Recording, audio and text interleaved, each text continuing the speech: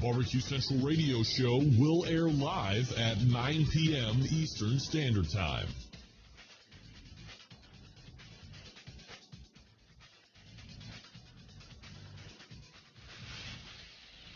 The BBQ Central Radio Show will air live at 9 p.m. Eastern Standard Time.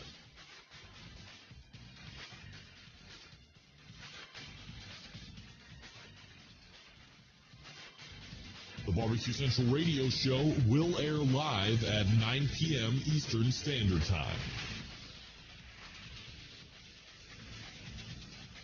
The BBQ Central Radio Show will air live at 9 p.m. Eastern Standard Time.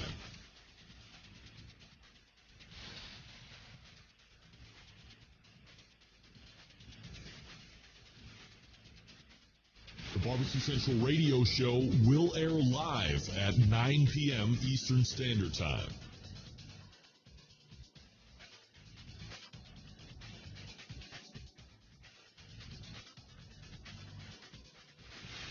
The BBQ Central Radio Show will air live at 9 p.m. Eastern Standard Time.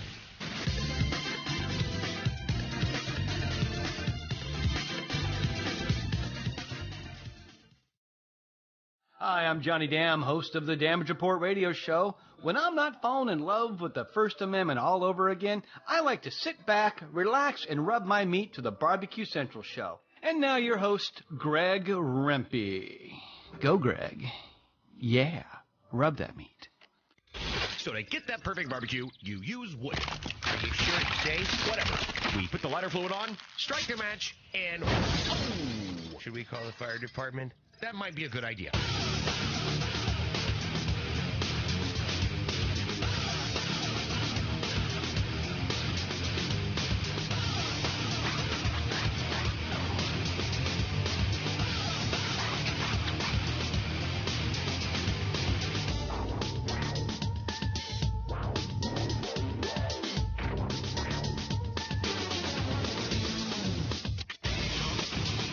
All right, good evening and welcome to the really big BBQ Central show. This is the show that talks about all things important in the world of barbecue and grilling, broadcasting live and direct from the Rock and Roll Hall of Fame city of Cleveland, Ohio. It is the barbecue capital of the North Coast. I'm your program host, Greg Rempe. Happy to have you aboard here on your Tuesday evening. Should you see fit to jump in on the show tonight, it's a call from your phone, 216-220-0966. You can also go to the email, if you would prefer, Greg at thebbqcentralshow.com. Anything else you want to find out about the show can be found at the main website, thebbqcentralshow.com. And here's what's happening in case you didn't get the newsletter, which you can sign up for if you hit the main website off to the top right.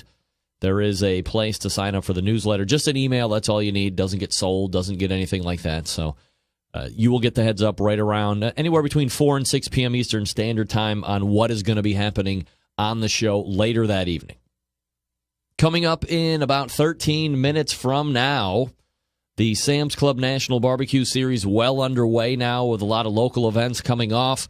One took place this past weekend in Reno, Nevada, and we'll be talking to the winner, Phil the Grill, Phil Johnson, joining me on the show.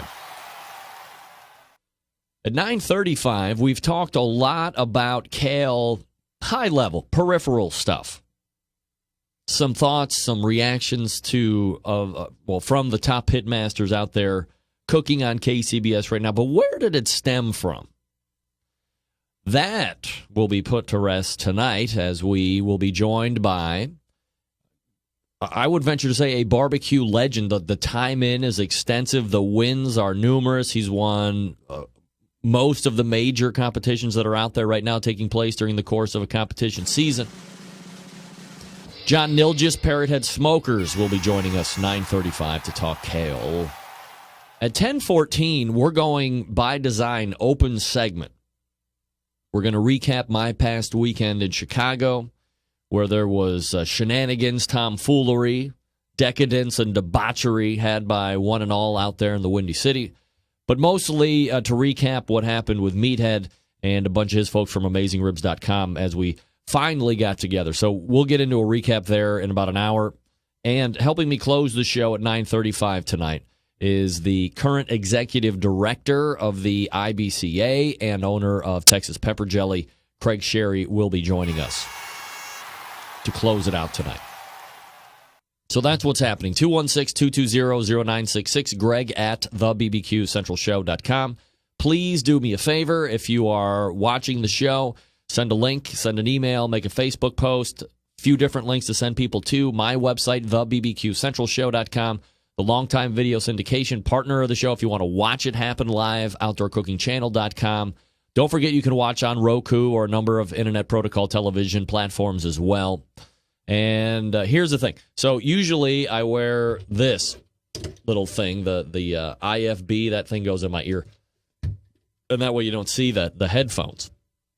But I'm trying something new tonight. So please, everybody, I'm asking you, listen judiciously and expeditiously and excellently to the audio volumes. And if you hear any dips, especially when I have a guest on, it doesn't really seem to be happening to my particular channel, but I bring in Skype from the computer and back into the mixer before it's rerouted back into the computer where you hear it. But I need to know if there's dips in the audio, especially when I have guests. Please, if you're in the chat room, just throw them up there. I need to know that so I can kind of pinpoint some issues that I've been having here over the last couple of weeks. That's why, in part, I'm wearing these headphone monitors instead of the IFB that I would usually wear like you see the news people wear. That'll probably get... Well, once I have it pinpointed, then I'll go back to IFB. It'll look a little bit better. But right now, it's kind of old school television radio kind of a thing with the big cans on. Plus, it sounds way better in my ears, but nevertheless. Also, pardon my voice. I am not sick like I was a couple weeks ago. But as I had mentioned, I was in Chicago this past weekend for a volleyball tournament, and there was a lot of cheering going on. And I was basically commanded by a lot of the other team moms to cheer as loudly as possible with another dad. And by the time we got done on Sunday evening, I was completely torched. I was literally pooping my pants thinking I was not going to have a voice to do the show tonight. Luckily, it's come back and rallied to a certain degree, so I'll be able to get through without any problem. However, Sunday night and early Monday through most of Monday evening, I was a little trepidatious on if I was going to be able to pull through or not. I got big news, and I'm going to break it right now. A BBQ Central Show exclusive news update. That's right, Greg Rempe reporting from the breaking news desk here in the Rock and Roll Hall of Fame city of Cleveland, Ohio. For years and years, I have wondered how I could possibly get one of these to come on board with the show. And last week, before I left, almost a week ago, it'll be a week ago yesterday, or a week ago tomorrow, I was finally able to secure the very first beer sponsor of the show. That's right. And a local brewery to boot. It's the 17th State Brewery. This effort that I am holding in my hand is their 17th State Light Kolsch. I don't know. I'm sure a lot of the beer nerds out there will know what a Kolsch is. It's a lighter beer, a Kolsch, as you can see it right there, Kolsch. I'd never heard of a Kolsch before in my life. Oh, great. Now the color's way off. There we go. I'd never heard of a Kolsch before in my life. The president of the company came over to my house. We had a beer tasting on Wednesday. If you follow me on Instagram, you probably saw it.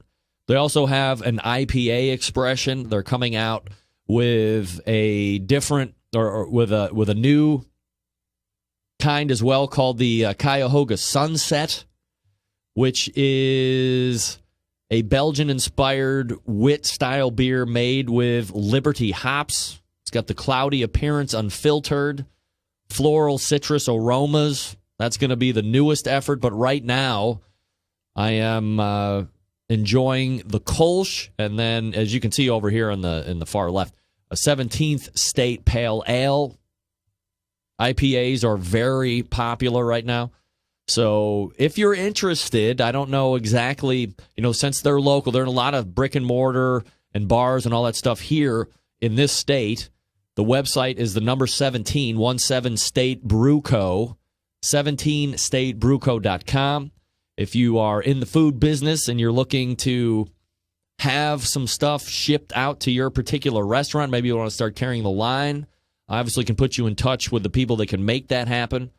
And really, what do you have to lose? It's a really good beer, especially, the Kolsch the Kolsch and the IPA are actually in Brown Stadium right now. It was the top seller last season, so congratulations to Christopher Mackey and everybody over there at 17 State Brewing Company.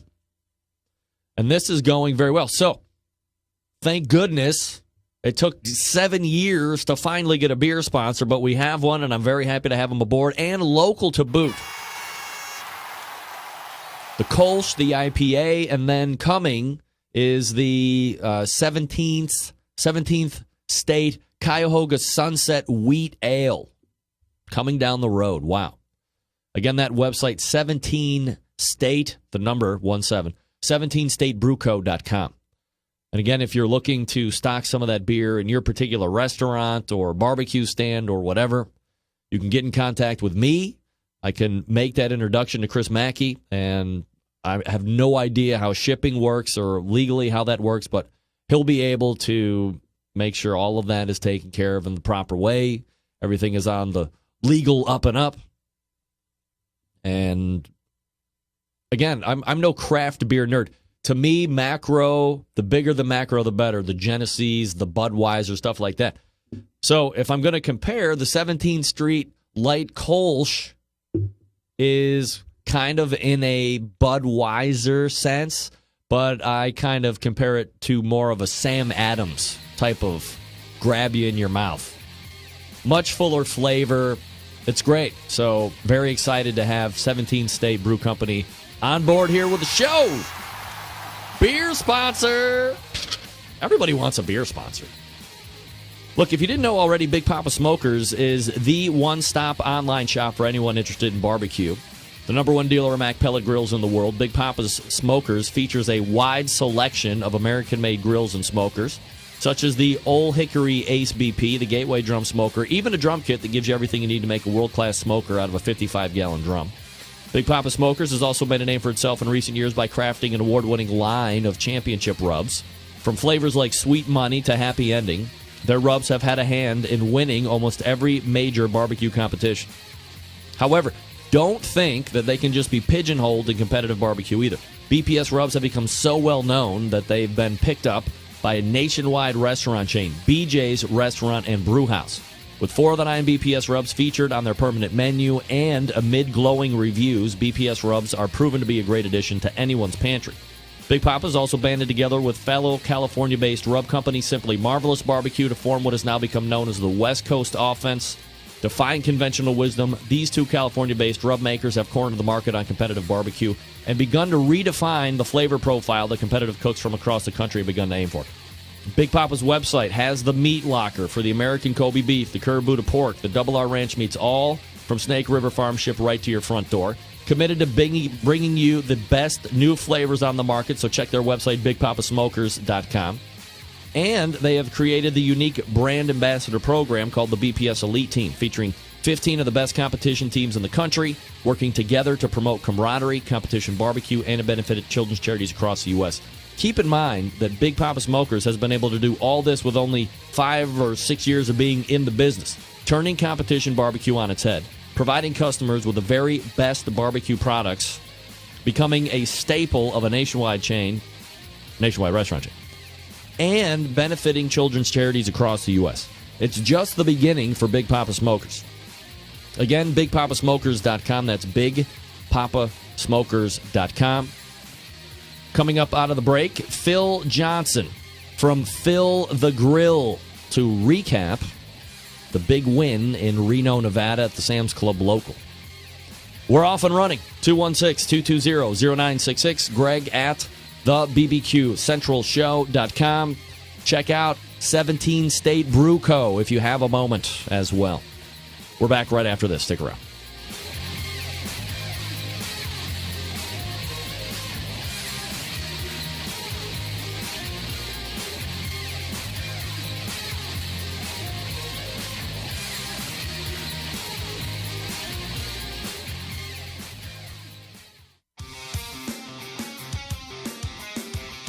Broadcasting live from the BBQ Central Radio Network studios in Cleveland, Ohio.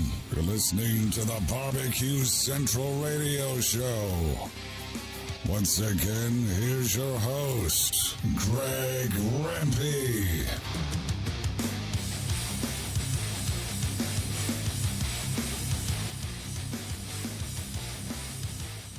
All right, welcome back. This portion of the show being brought to you by the 2016 Sam's Club Barbecue Tour. That's right. 31 cities, $500,000 in cash, eternal bragging rights if you win the whole damn thing. This coming weekend, the Sam's Club Tour rolling into Renton, Washington for a local qualifier to keep up with the Sam's Tour results, see where the next events will be, or to register your team to compete, visit kcbs.us/Sam's Tour. Sam's Tour back on board with the show again this year. Man, it's Sam's Tour, it's beer sponsors. Things are going absolutely fabulous. Hey, my first guest tonight was in Reno, Nevada this past weekend trying his hand at the Sam's Club local qualifier.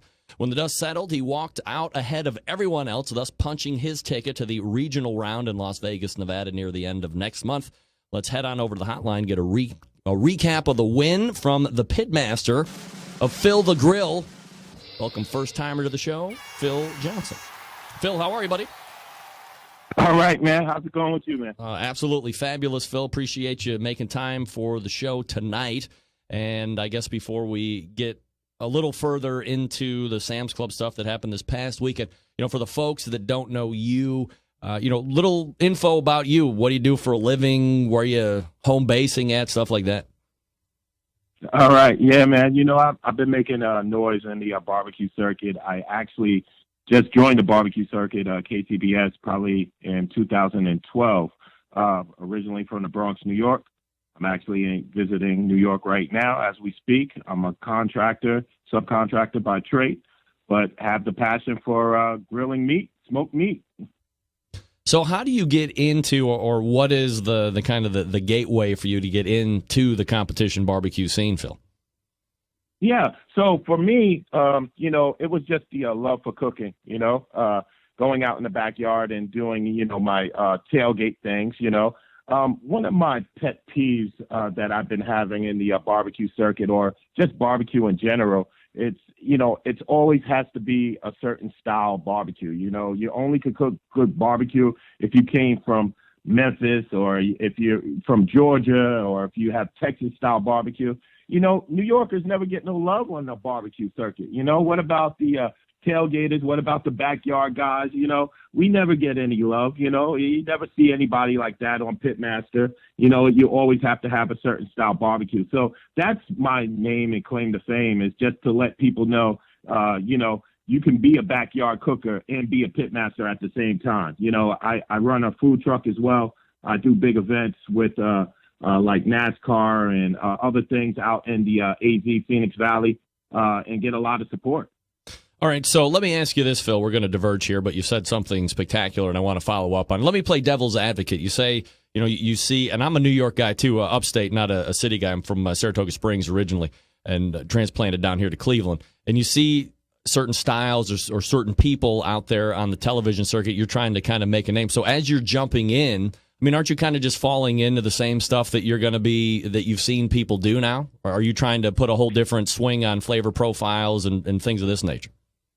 I'm totally shaking it up. They call me in the barbecue circuit the Jay-Z of barbecue. I got that name being from New York and a hip hop advocate.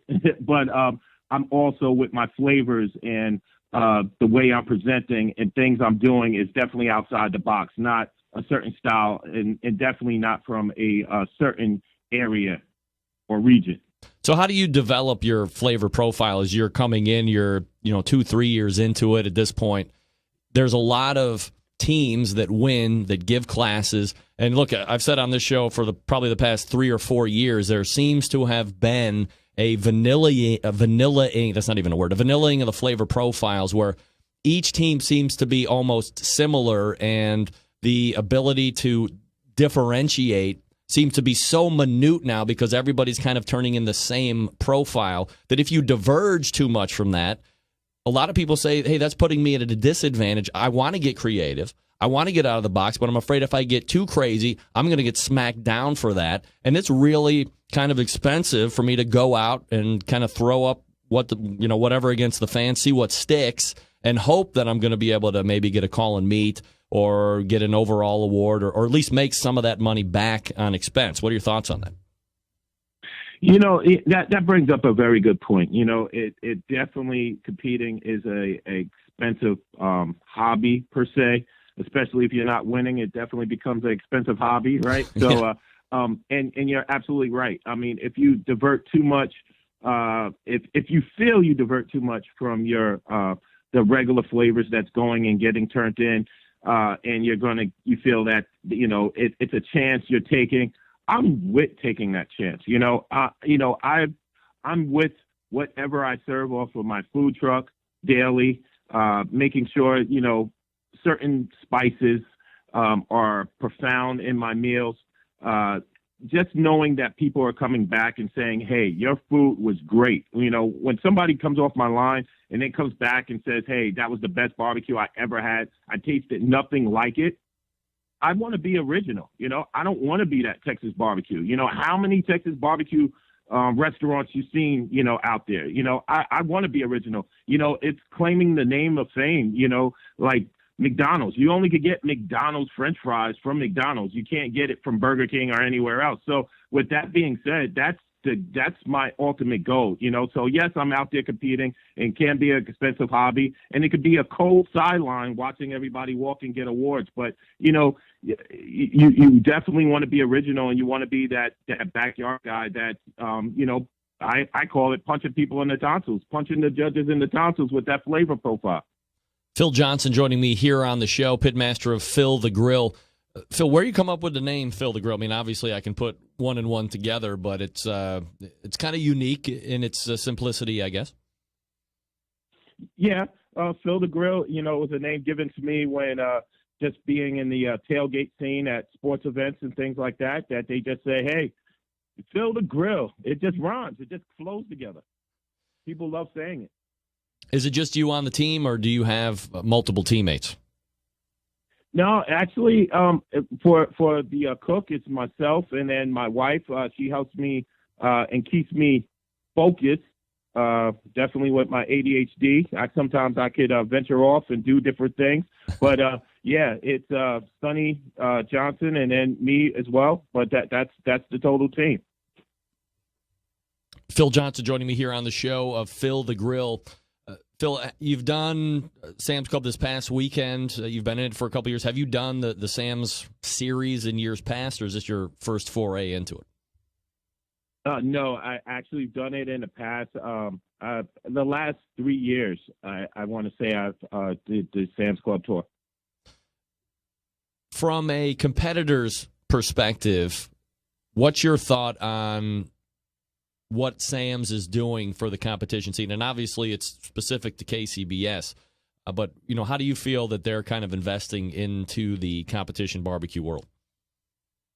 I love the whole Sam's tour. I think it's definitely a good tour to get engaged with and follow. It's when the big players come out and play. It was definitely not an easy win at all in Reno. I mean, I was telling my wife Sonny that it was a big playing field. All these guys have GC'd numerous amount of times, and here I'm coming in with a brand new profile, hoping that's what gets it. So let's look at this past weekend. High level recap from your perspective.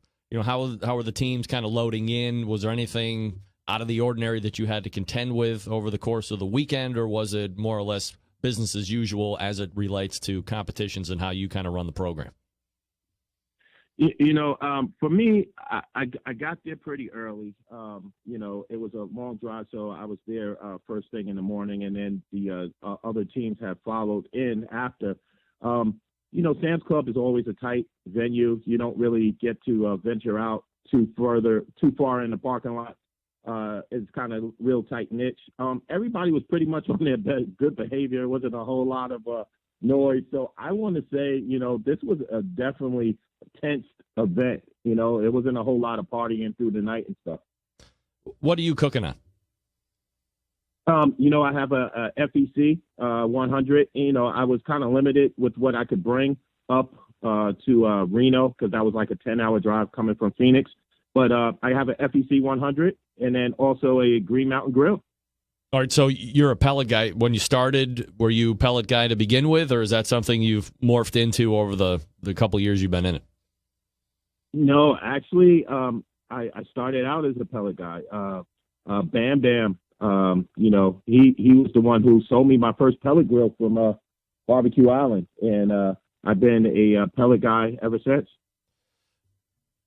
You see a lot of offset and stick burner type pits, and certainly pellets had their, you know, I think pellets overall have remained fairly popular, but I did see kind of a swing or a skew up to those Jambos and some of the other, you know, higher name offset stick burning. Is that something you would ever want to get into, or are you pretty satisfied with how those pellet cookers are treating you? You know what? On the competition scene, I think the pellets is definitely a way to go. You can get a good night's sleep and still, you know, kick butt in the morning. On my food truck, I actually have a Lang 60 Deluxe that I cook on as well. So I'm not scared of the stick burners. I use them, but it's, you know, just for packing and getting out there and doing what you need to do on the in the competition field. I say pellets is definitely the way to go. And a lot of people now are using those gateway drums too. You know, those are very compact. Let me ask you a question, Phil. When you said you had a Lang, and I find that interesting because on my back deck I have a number of pellet cookers. I have a Lang 36 patio. I have some gas cookers, you know, all things of this nature. Do you think it's important for somebody starting out that they do have some type of a experience in live fire management? So when you have the pellet cookers, you know, I mean, you plug it in, you start it, as long as it's full of pellets, you can set that temperature and it's kind of going the way through it. But to kind of evolve as a pit master, do you think that it's worthwhile for somebody to go out and whether it be charcoal fired with woodchuck supplement for wood smoke or a straight fire burner, do you think it's important at some point that they gain that experience to know how to operate a live fire? Oh, totally. You know, I, you know, a couple of my friends, you know, they want to get into the competition field. You know, I always tell them to, you know, definitely get, you know, one of those, start off with one of those Weber smokers, you know, one of those bullets, you know, just to get that fire management under your belt and then, you know, just evolve from there. But yeah, definitely you got to get that fire management down. And I got a couple of tricks up my sleeve that I use on my pellets to get that same smokiness and flavor out there as well. All right, so let's look at your individual results here from this past weekend. And, I mean, you did fantastic as you kind of look over the categories. Chicken, you get second place overall. Are you a guy that is in love with cooking chicken? Or, you know, there seems to be two schools. They either love it or they hate it. Where do you kind of fall out? You know, my chicken, I hate cleaning it and trimming it like everybody else does. But other than that, I mean, as far as cooking it, I'm pretty good with, you know, the cook. I have it down to where I know what I'm doing with it. And, you know, and with the pellet smoker, and actually that's where I use the Green Mountain Daniel Boone for that because it's just more of a consistent tight feel in that cooker. Did you think you had second place chicken? Was it that good? Yeah, definitely. I cooked 12 pieces. And I had I had 6 pieces in one pan and 6 pieces in another pan. The 6 pieces, I told my wife, I was like, this is definitely competition chicken right here. But we couldn't even taste them. We just had to put them in the box and just go with it. So we tasted the other 6 that I was like, they okay. But we were, I just knew by looking at it that was definitely competition chicken right there. Ribs, you get 7th overall, so you remain in the top 10. You almost win chicken. I mean, you're right there with a 7th and win. 7th in ribs, everybody would take that all day long. So you got to feel pretty good that the cook is progressing pretty nice. Did you think you were top 10 ribs there? You know, I was thinking my ribs was a little dry, honestly. I've been actually putting in, I thought, a better style rib, but I wasn't really hitting. So I actually told one of my competitors, I was like, I was using a different type of rib. I thought it was a little drier than normal. He's like, yeah, that's the ticket with those type ribs. They are a little bit drier. It's a little harder to cook, but it came in 7th, so I'm going to stick with it. What brand are you using, if you don't mind my asking? Yeah, no, it was a Duroc. I actually ordered some Duroc ribs for this cook, and I cooked it like normal, and I just thought they were a little more drier than what I've been producing recently. So for pork, 5th overall. So again, you're right there now. You're top half of top 10, obviously. Were you using Duroc pork as well? Yeah, Duroc pork as well. It was definitely a good flavor. It was definitely a good cook. I did a little something, different with my pork, but it was basically the same cook on that, and just presented it well in the box. Are you doing something different because of where you're at, or are you just throwing stuff up and seeing how it reacts with the judges? No, it's after my last couple of cooks, I was butterflying my pork. I just put it out there. I was butterflying my butts, and I noticed that in my type cooker, in the pellet, they were not as juicy as it could have been. But keeping them whole, and just doing your regular injections and keeping them whole and seasoning them was a lot better for me on this cook. Finally, brisket. You win brisket, so you almost won chicken. You win brisket. You get 7 of ribs, a 5th in pork. Were you satisfied as you were turning in that you thought that this could win the category for brisket? No way. So let me tell you what happened. So I'm sitting there waiting for going through the calls. Once they got to the top 5, I started getting nervous. I was like, I turned to Sonny and said, hey. They didn't like the flavor on that one. And she was like, no, there's still a chance. But then she even joined on board with me once we got the second, the second place call. And so she was like, yeah, I think we kind of put a little bit too much apple juice in the burnt end sauce. And then first place came. I jumped out my chair in the air and flew down the aisle. I was so amazed that, it was definitely first place. But I knew it was in the top 10, but I really underestimated that was first place. Did you know at that point as well that you really had a good look at getting the overall grand champion, considering where you had finished in the other 3 categories prior to brisket? You know what? I was so excited with my calls. I really didn't pay attention to where everybody else was at with their calls and what placement they were at. So it was a little nerve-wracking because, you had the RGC. He was right there neck and neck with me. So I was like, crap, I didn't know where he placed, but I knew I was going to probably be in the top 3. When you go into an event like this, obviously, you're probably going into every event hoping to win. But in this particular instance, you only have to be top 6 in order to move on and get into the regional round. So do you hope that you're just within that top 6 in the local round, or are you a little bit more focused than that? Yeah, my boy Smitty from Loot and Booty told me to make sure I advance, and that's what I went to go do. And that was the only thing in my mind. Actually, the year prior to that, I came in 25th probably overall. And I was totally tired, and I said I would never come back out to Reno. It was a long drive, and why would I do this to myself again? So I just wanted to be in the top 6. That was my top goal right there. So you're moving on to the regional round in Las Vegas, and luckily, there isn't a huge amount of time that takes place between this win and the regional round. You're going to be competing in the couple weeks that are spanned in between, or are you just ramping up for the regional round? You know what? I'm just ramping up for the regional round. I know the best of the best. I'm from the East. I support the East all day. But I tell you, the barbecue and the competitiveness is the best is on the West. You got Big Papa Smoker, you got Left Coast Q, you got behind barbecue, you got Rhythm and Q. I mean, all these guys is multi or multiple GC winners. So. I mean, it's going to be thick.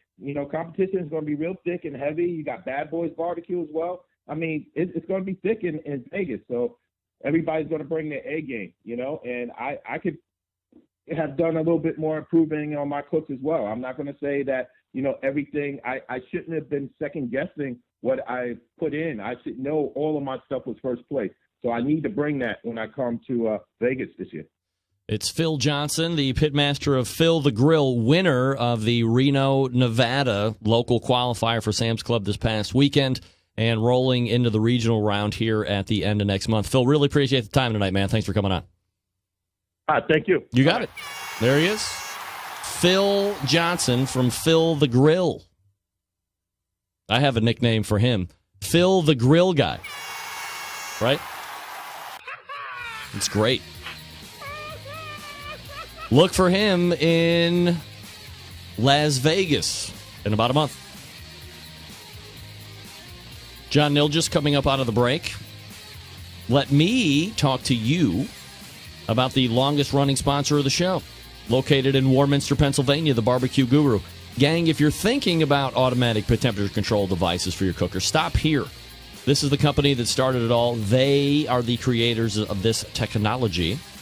Why would you buy from anyone else? Not familiar with how these little beauties work? I'm not going to get into the minutia, but imagine a product that allows you to set your pit temperature in one set, keeps it running at that temperature all the way through the cook. Sound too good to be true? It's not. It's real life. You can take advantage of this technology today because maybe you're a busy working professional or you're constantly on the run with kids, doing errands, and quite frankly, you just don't have that time to set around and tend pit temperatures. The Barbecue Guru allows you to throw on a pork butt or a brisket or a couple slabs of ribs, and then you're off to do whatever it is you need to get done. And the Barbecue Guru maintains that pit temperature you set it at. There are currently a number of models to choose from, I think 4 or 5. If you are really into the tech stuff, if you want to control 2 cookers at one time from one unit, or if you want to check multiple internal temperatures of meat, the CyberQ Wi-Fi is one you want to really look at. You can make adjustments to your cooker or read internal temperatures of meat right from any connected smart device or netbook or laptop or whatever. It's great. Or if you just need a cruise control for that pit for $149 or so, because remember, they've lowered all their prices after our visit with Barbecue Bob Trudnick a couple weeks ago. Party Q might be the one for you. Runs on AA batteries. It's a self-contained controlled item. And it goes from cooker to cooker to cooker. It's great. If you're in the market for a cooker, Onyx Oven, been winning on the competition circuit in backyards all over the country for years. Fully insulated, holds a ton of meat, accommodates the half and full pans for food service. And you know it's going to work seamlessly with any Barbecue Guru automatic pit temperature control device. Do yourself a favor. Head on over to thebbqguru.com. That's thebbqguru.com. Or call them directly if you have any questions. 800-288-GURU. That's 800-288-GURU. Barbecue Guru continues to be a breakthrough in barbecue technology. We're back right after this with John Nilges to talk KALE. Stick around. We'll be right back.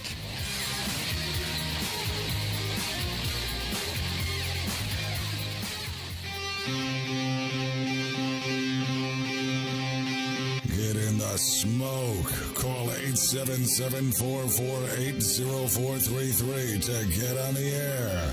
Now, here's your host, Greg Rempe. All right, welcome back. This portion of the show being brought to you by Green Mountain Grills, manufacturers of some of the best pellet cookers on the market today. If you are looking for a big cooker to house a lot of food, they got one for you. How about something medium-sized? Got you covered there, too. Something portable for tailgates? No problem. They can do all that. Plus, they got pellets to fire those cookers. Check them out online at greenmountaingrills.com. That's greenmountaingrills.com. I love my Green Mountain Grill. You could love yours as well if you just visit the website. All right, we've talked about it on this show almost at length over the past few months, but never really gotten into it. But this segment will change that. KALE is an approved garnish now for KCBS contests. But what's the genesis of this green allowance? Let's go ahead and race over to the hotline for those answers. And welcome back, friend of the show, very successful competition barbecue pitmaster, has been doing it for ages now, John Nilges of Parrothead Smokers. John, how are you, buddy? I'm doing great, Greg. Thanks. Yeah, you got it. John, if I could, let me ask you a pointed question. Are you what people would consider the chief undertaker of the KALE movement of 2016. For better, for worse, I guess. So, like, what's the real issue that you thought cooks were facing with the current allowance of garnishes before KALE kind of pressed over the edge there? I guess, it probably started last January or February, and, us guys out here in the middle of nowhere, finding good parsley on a weekly basis is just a major pain. And, so I guess I wander in a grocery store, and there's great looking KALE there every week. If I go to Walmart, if I go to, one of the Hy-Vee local grocery chain here, it's always there. The people are eating this stuff now, I guess. Heaven forbid. But I eat it in soup, actually. And so, you always saw it. I thought, well, this is just insane. Why can't we get something done here? And just get one more garnish added, and that it just started out as didn't have nothing to do. Thought I'd make a box, and it turned out fine, and just kind of went from there. Are you not a lettuce guy? I mean, certainly. Well, aside from the red colored stuff, but green lettuce is allowable as a garnish. It is, and I've years ago did lettuce a lot, and then it seemed like parsley became the thing, and we're all sheep, so I mean, are you got to go with what everybody's using? Are you whether it's a brisket or a sauce or a rub? It's here we all go. So I've used parsley for years, like most people have, and I don't know. The KALE just seemed like it'd be something easy to get past. Little did I know. Would the psychiatrist sitting you down on the couch, John, say that you and many other pitmasters really pissed at whoever the dick was that decided to do the first parsley box, and we could have just been happy with lettuce all the way through here? I don't know. I mean, it looks good. It looks good, and if you can get good parsley, I see guys that are putting in that one little stem at a time, and I think that's insane. But so is scraping chicken skins too. So I don't know. I've made I've competed 3 times so far this year, and I've used KALE all 3 times, and it's so easy to use, and availability, like I said, and is no matter where you go. And even if you don't want to use it, I guess that was kind of one of my things was, if you get great parsley and you want to use it, that's fantastic. But a lot of us out here are I've run to Omaha, I couldn't tell you how many times, and for me that's a 220-mile round trip to get parsley, and that's just insane. Really? Yeah. Yeah. Holy moly! I mean, how much are you paying in gas to buy parsley? I mean, that's got to be incredible expense for what you feel like you have to do in order to be competitive. It's, everybody, you just feel like the next guy is doing, maybe not doing that, but, everybody's using better meat. And I always, when I get in the truck, I want to think everything that's in that truck is the best that I could find. And even if the garnish isn't good, you just feel like at least I do, I feel like I'm half defeated before I get started. So I want everything in that truck to be a 9. So you're in the grocery stores, you're seeing the availability of KALE. Do you ever consider looking at anything else like a bok choy or mustard green or collard green? I mean, is it just because of the proliferation of KALE that you saw at store to store to store that you decide that that's the one that should get the nod? It seemed like it was just available wherever I went, and the quality was always good. I mean, this stuff looks like it, would survive a nuclear bomb blast or something. It's tough. And I've made boxes and left them in the fridge for 10 days, 2 weeks, and they're still fine. So to me, it was an availability, it was a quality of the product, and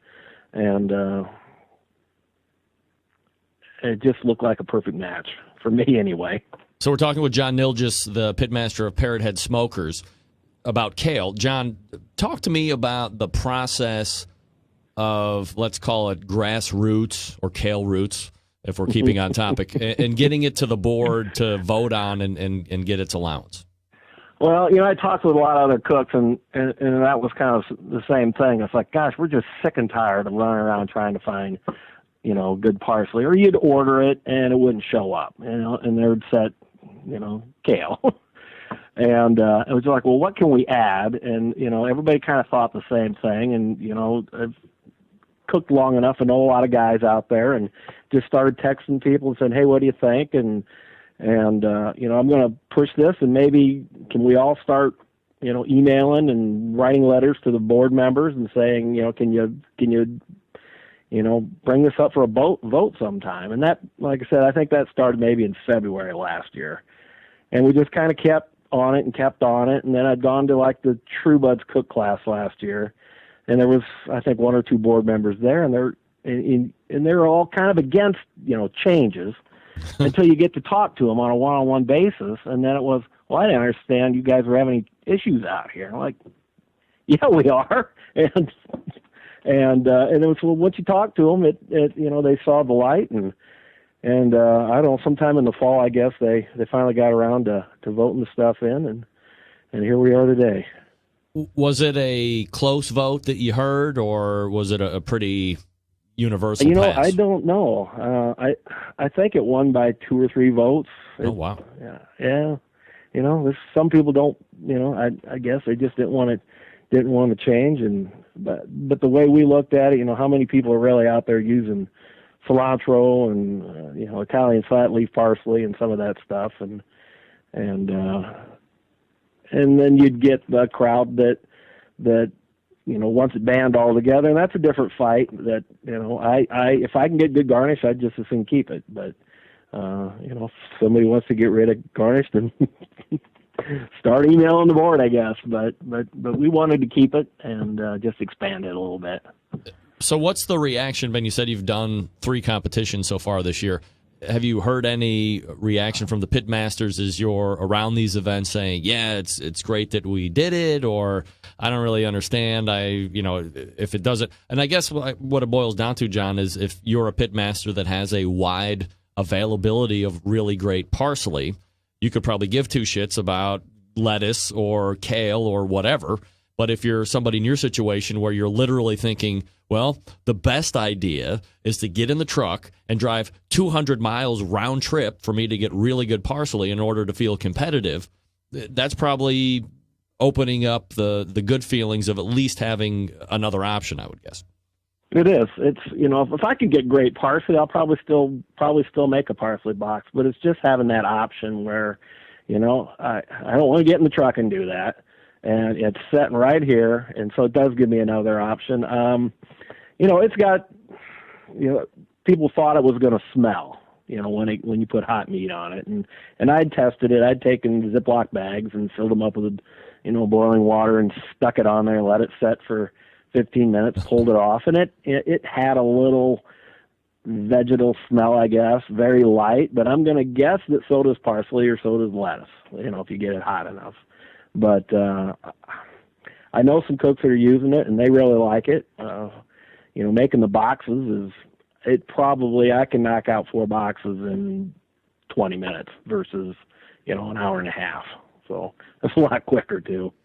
John, do you feel, we're talking with John Nilges from Parrothead Smokers, you've used it in the 3 events that you've done so far this year. Do you feel internally a certain pressure now to use it all the time since you're kind of the anointed kale champion? In other words, do you think others would find it odd that you kind of make a push for this option to get approved and now you really don't go out and use it on the competition circuit?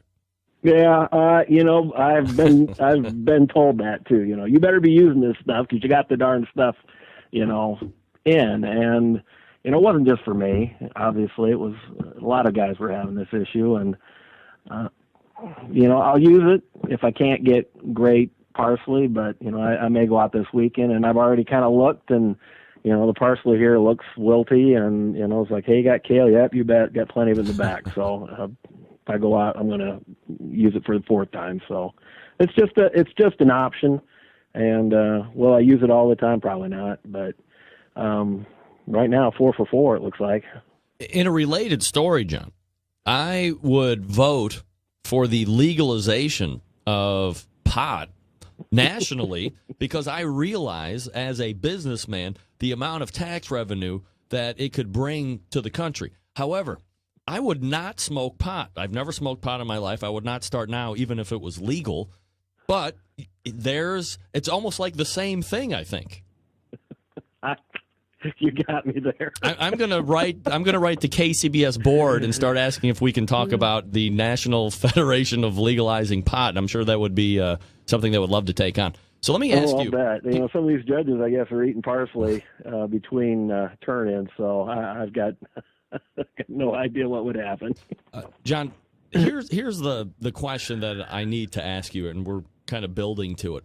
So we have lettuce and parsley and now kale as options for garnish in a box.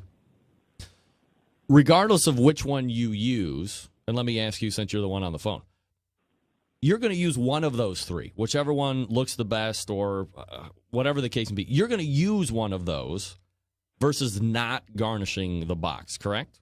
Correct.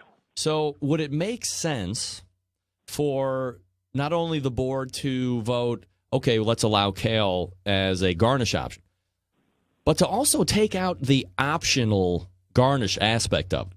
I don't think anybody knows better than you, John. You've won pretty much everything. You've been doing it since, for years. The people that are out there to win, to set themselves apart, are garnishing a box. So why not just say, hey, you're going to have to garnish the box instead of leaving it as optional? You can have 57 options if you want, but nobody's not going to not garnish a box, right? Right. No, yeah, I agree. It's, and I try to judge 1 or 2 times a year or two, and you're not supposed to take into, in your judgment what the garnish looks like. But it's tough. You got some guy that's just tossed a little bit of lettuce in there because he thinks he has to, and it's brown and greasy looking. And how do you not, how does the judge not judge that? So, I can see your point. Maybe they should take it into account. I'm not sure what everybody else feels about that, but it's a meat contest. It's supposed to be about the meat, and yet there's the garnish sitting there. So that's right. So make it part of the rules. And I'm not saying, just to clarify, I'm not saying to remove garnish. I understand that people see with their eyes first. I understand that you can quote unquote hide some errors with garnish, and it frames and all that great stuff. But just make it a part of the rules. And don't just say it's optional because, if you're an idiot like me, you might go into a contest and spend $1,000 and not garnish the box because you think you got just as good a chance going up against John Nilges, who's got a pretty-ass box with garnish, and I didn't garnish my box. Yeah. You know what? I'm going to leave that battle up to you.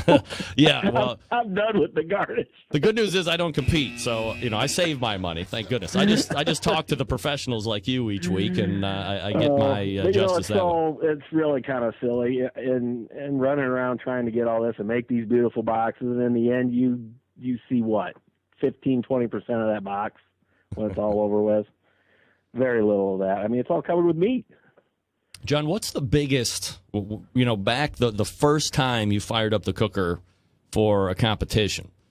Fast forward to today, what do you think either the biggest evolution or change or event that's happened in your time in competition barbecue to date? Well, when I started, it was all tents and offsets, and now it's giant RVs and trailers and big teams and nice cookers and a lot of classes and the internet and the availability of the pure breed hogs and Wagyu beef and organic chicken and all that. So it's a lot of change for sure. I imagine the boxes have changed too. They're definitely prettier than they used to be. Would you take away the years that you have it now, knowing what you know, to start now your competition years? Ooh. Yeah, I don't know. You can't. I can't guarantee that you're going to win what you've already won in the past. You're erasing all of that. Yeah, it's definitely tougher now. I mean, it's always been tough. There's great teams, and they come and go, and then there's a new bunch that comes out, and it's I don't know if it's a tough sport. People don't call it a sport, but it's tough when you're banging away every weekend, and I think the real question is, would I start again? Maybe not. Not a racing starting over. It's like, would you start again? And I probably still would. John Nilges is the pit master of Parrothead Smokers. Where are you going to be competing at next, John? I may go down to Stillwater, Oklahoma this weekend, and then for sure Salt Lake City for a Sam's Club event next week. All right. You look for John on the competition trail. Again, the pitmaster of Parrothead Smokers and a KALE champion to date of 2016. John, really appreciate the discussion tonight, and we'll look forward to doing it again soon. You bet. Thanks, Greg. All right, you got it. There he is. John Nilges, KALE champion of the world. Oh, boy. Hey, for the mere fact, I'm happy that KALE is at least an optional option. Is that redundant?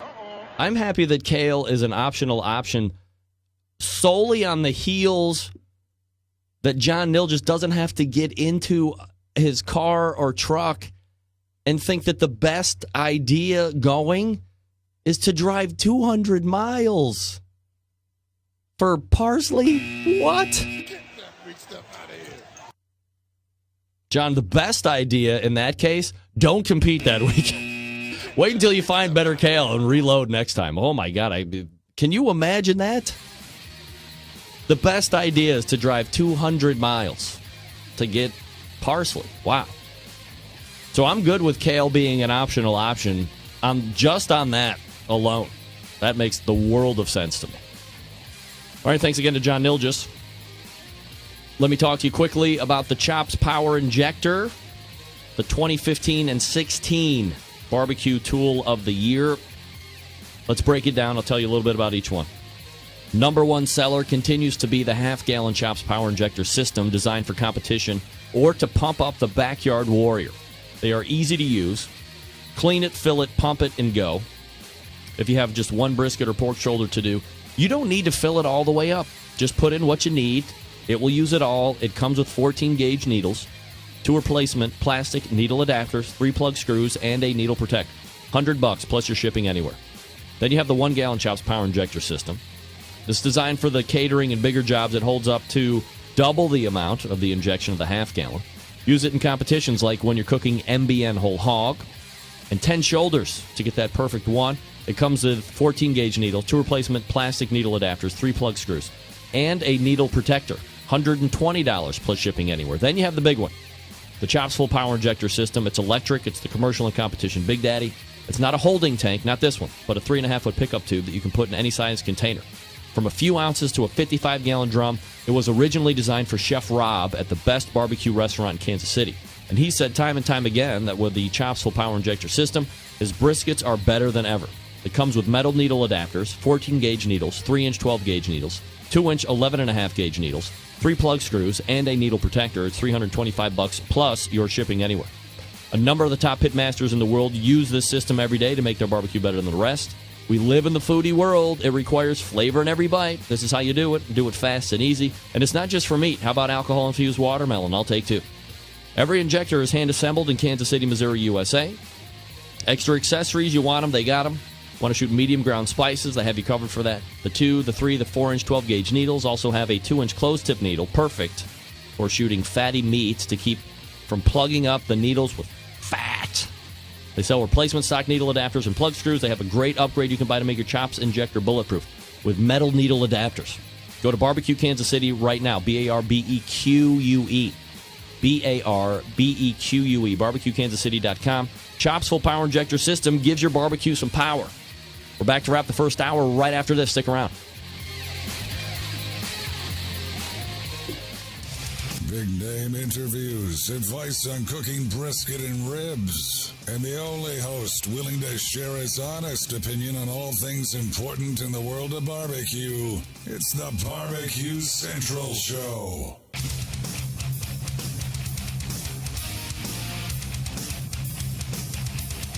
All right, welcome back. Once again, thanks to John Nilges for talking kale.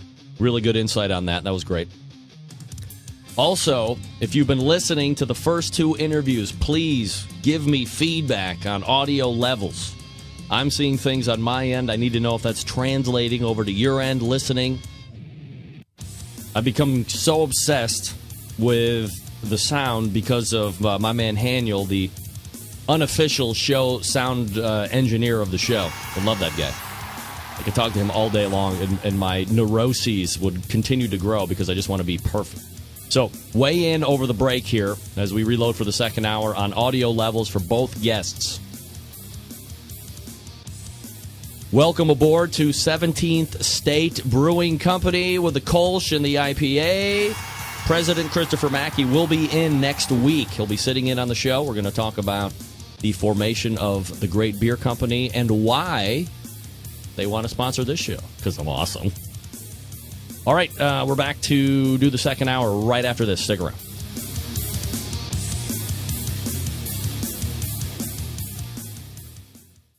This is Rennie Knopf with ChampionshipBBQ.tv, and you're listening to the Barbecue Central Show.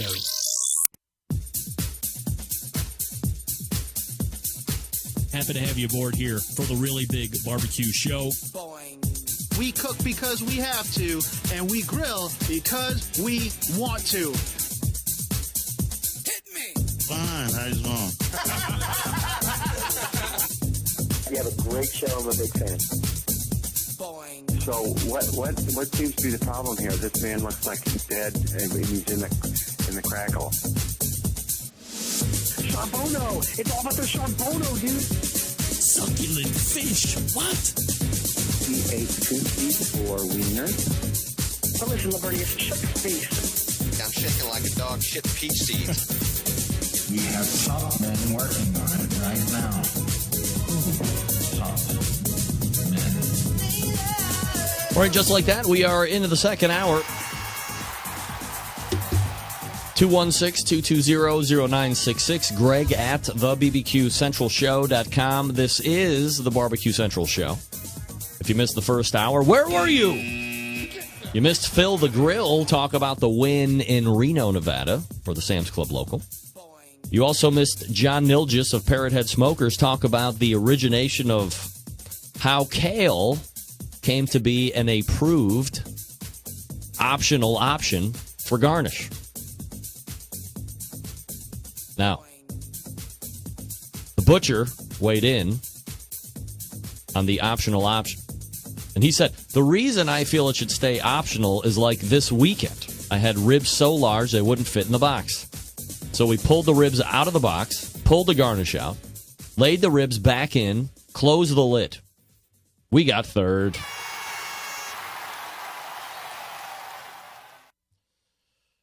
Well, after an answer like that, I recount everything I said. I recant, not recount. I recant it.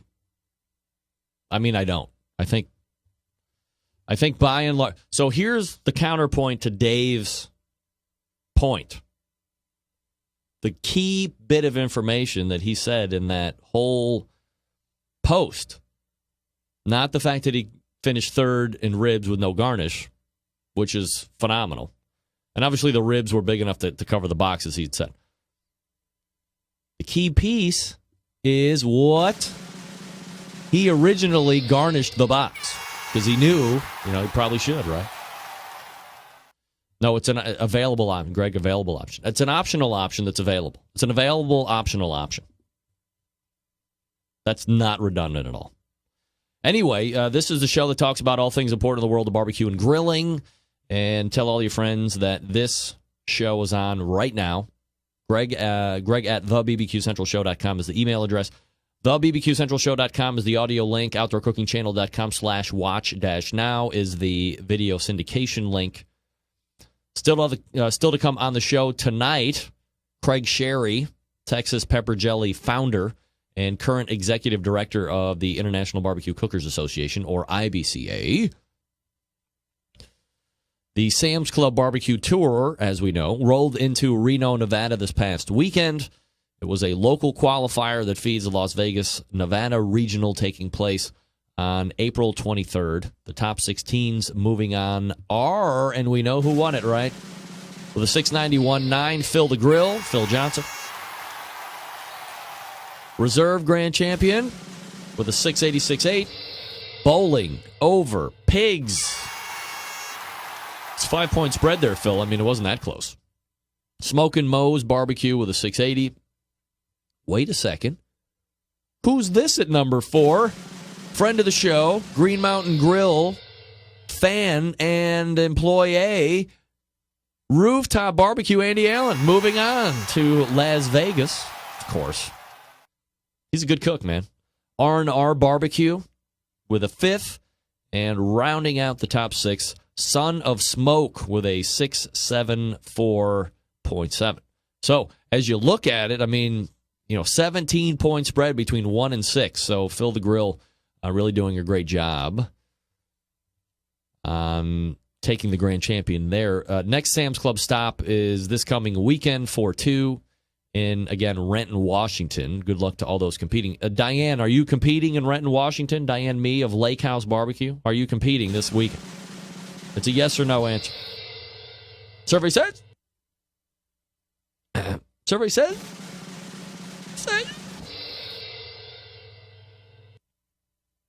All right. She left. She's not in. I'm going to venture a guess and say potentially.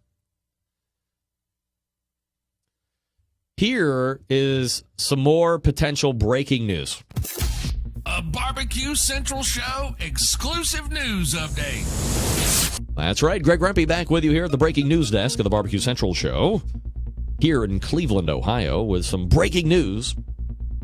Weber Grill Company will bust out a new cooker to the market next week on 4/6. I will be following this very closely and release new news as it happens and or is available. Meathead, Goldwyn, and Max Good from AmazingRibs.com have seen it in person. They have used it in person. Max Good is currently using it for days on end. He's got like a loaner or whatever, and he's putting it through the AmazingRibs.com paces for review. Of course, when I met with them over the weekend, they were unable to really give me any kind of great info due to the NDAs that they actually had to sign when they were messing around with it at the Weber headquarters this past weekend. But they were, pretty impressed from a very high-level sense. They gave me, zero information. But I could tell by the looks on their faces they weren't discouraged with the offering that Weber is going to be putting out. I have reached out to some of the top men at Weber, and I'm trying to figure out. It's the worst time for them to release in regards to the date and the day of the week. It's the worst. If they would just release it one day prior on 4/5, we could do a segment on the show here live the day they release it. Meathead and Max could put out their reviews on their website. I could have people from Weber on my particular show the same night and get it out there. It would be a synergistic miracle and win for everybody involved. But no, 4/6 on Wednesday. So I am talking with the marketing guy from Weber right now. And his name is Kevin Coleman. And it looks like I will be, Diane Mee will be in Renton. So good luck to Diane. I got an offline email from Diane. She has my personal email. She's won before, so she has my personal email. Okay? Okay? Bastards. Anyway, Kevin Coleman will be probably doing a segment on the BBQ Round Up, which I will have a new episode out this Thursday. Being out of town the last couple weeks for volleyball tournaments has not allowed me to put out 2 new episodes. But that's why I said, give it a little time for me to kind of ease into. Got 3 out in a row, 2 missed, and so we're going to be running back with it. So we're probably going to do a pre-recorded thing with Kevin initially, and then we'll have him on the show maybe a couple weeks after the fact to kind of track progress and how it's being received in the market and get a little bit more of a one-on-one interview in the live sense on what this particular cooker is bringing. And there's been a lot of speculation. It's a pellet cooker. It's a hybrid. It's a Kamado. Nobody knows. There's been no pictures. It's been very well kept secret, even with the proliferation of technology across all regions and bounds and countries and worlds. So who knows? Only time will tell, but it will not be that much longer. A week from tomorrow, the new Weber cooker will be unveiled. 4/6, so look forward to that. Here's a lot of email that I got over the past week. 1 week removed. Dear Greg, I'm Tim from Kansas or John from New York or whatever. Was the horse meat call guy for real last week?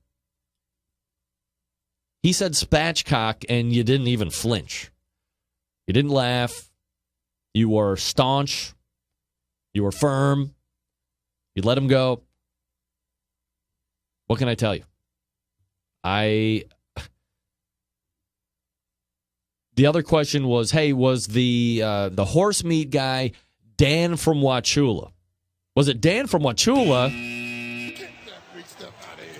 How could anyone mistake those two?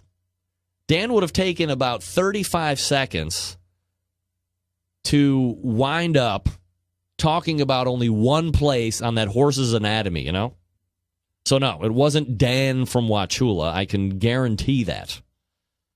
I can guarantee it. And in regards to that horse meat guy calling in a second time into the show, asking me, have I heard? Oh, yeah. I've heard.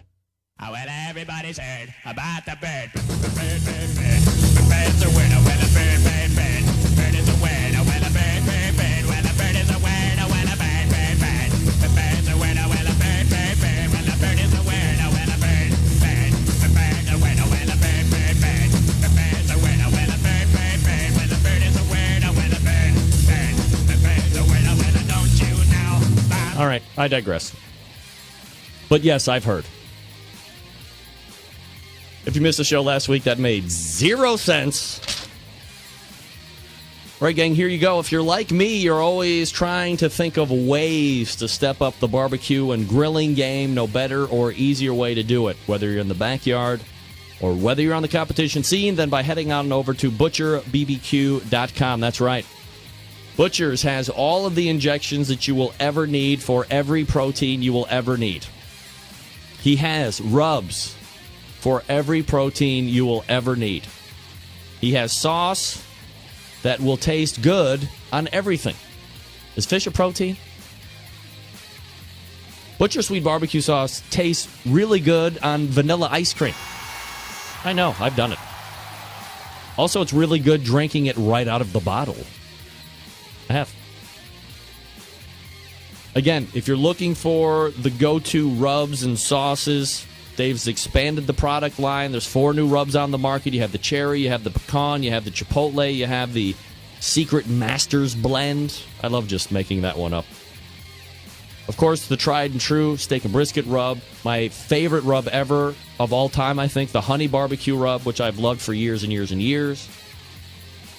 The sweet barbecue sauce is so good that I suggest buying at least a pack of 6 because it's going to go really fast. It's good all by itself. It's good as a base sauce. You can use it with some other sauces. It mixes well. It plays well with others. And, of course, the injections. If you want to take the brisket to the next level, or the pork tenderloins or the pork shoulders, inject your ribs, inject your chicken with the bird boosters. Come on. Last but not least, the grilling oils. If you haven't tried the grilling oils yet, make this your 2016 New Year's resolution in the end of March. Get all of the grilling oils and try them out. They have chipotle, you have steakhouse flavored, you have the butter flavored. Butter flavor is my favorite. It's universal.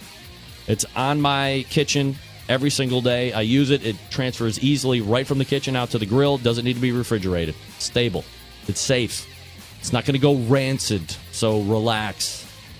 Just buy like 10 of everything at Butcher Barbecue and be happy. You write me and tell me I'm a liar. I'll read it on the air because you'll be lying. It's really good stuff. ButcherBBQ.com. That's ButcherBBQ.com. Always trust your butcher. All right, we're back with an open segment for me to talk about Chicago in depth, in detail. Your phone calls and emails as well. Stick around.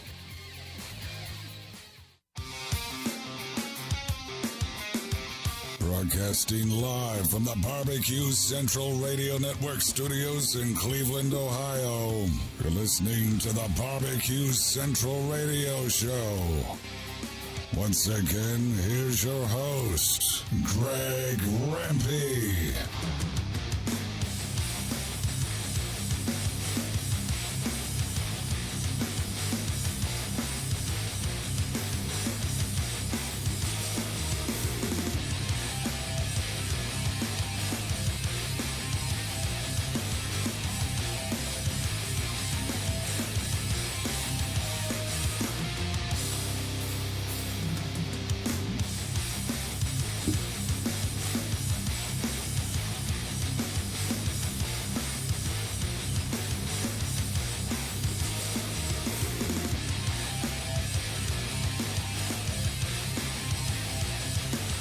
All right, welcome back. This portion of the Barbecue Central Show is being brought to you by cookinpellets.com, your number one source for quality wood pellets for all of your pellet-driven cookers.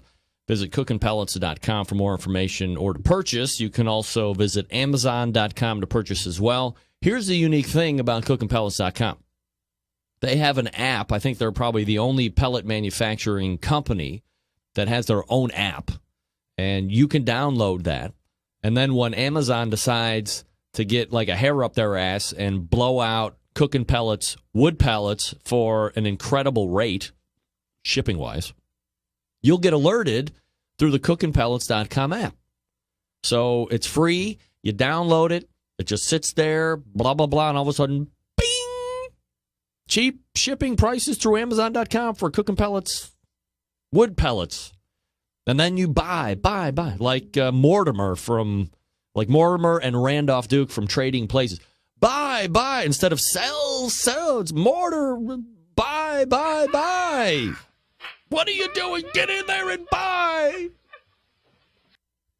Again, it's cookinpellets.com or Amazon.com, whichever you prefer. And, oh man, what is going on with my phone? It's about time for me to get a new phone. For as much as you pay for these things, and I'm with AT&T, and I got on that Next program where you buy the phone like a car and make payments instead of doing the 2-year contract. You can't. Phones don't last for more than 2 or 3 years at the most, man. It's bullshit. I want something to last a little bit. Can we go back to the Motorola Razr flip phone? Is that possible?